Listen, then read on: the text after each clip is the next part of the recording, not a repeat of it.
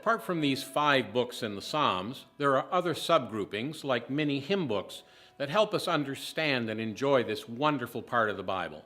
Here are some of them. Messianic Psalms. We briefly discussed these 16 Psalms in another scripture snapshot. They include topics like Christ's sonship, his shepherd care, his sovereign right to rule, his betrayal, passion, and suffering, his ascension and coming kingdom, his role as high priest, and as the chief cornerstone. Most are easily recognized because they're quoted in the New Testament. Royal Psalms. This group of 8 songs focuses on God's King in Psalm 2, 24, 29, 45, 47, and 48, 72, and 110. Of course, God as King is a theme also found in many other Psalms as well. Historical Psalms. Psalms 104 to 107 provide an overview of God's ways with men. Psalm 104 tells of creation and sounds much like the last chapters of Job. 105 from the call of Abraham to the Exodus, 106 from the Exodus to the exile, and 107 describes the return from exile. Biographical Psalms.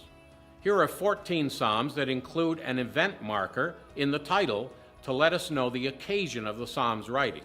It's fascinating to read the actual accounts in the books of Samuel or the Kings, then see what lessons they learned from their experience.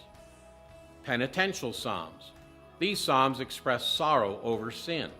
Psalm 6, 32, 38, 51, 102, 130, and 143. Hallel Psalms.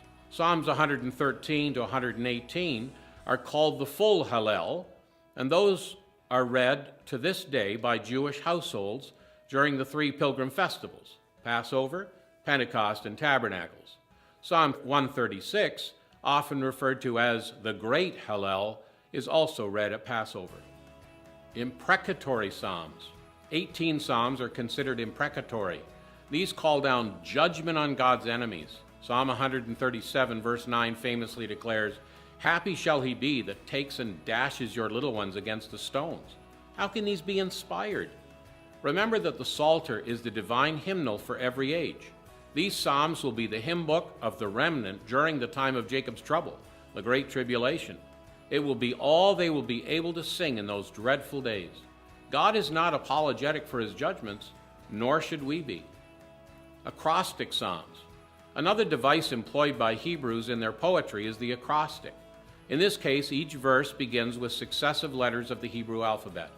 This may have been done as a memory aid and, like a counted cross-stitch, showed the careful devotion of the psalmist who prepared these.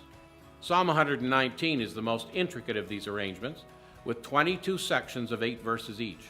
Each section contains 8 lines that start with each letter of the alphabet in order. Most of Lamentations follows this pattern, as does the portrait of the virtuous woman.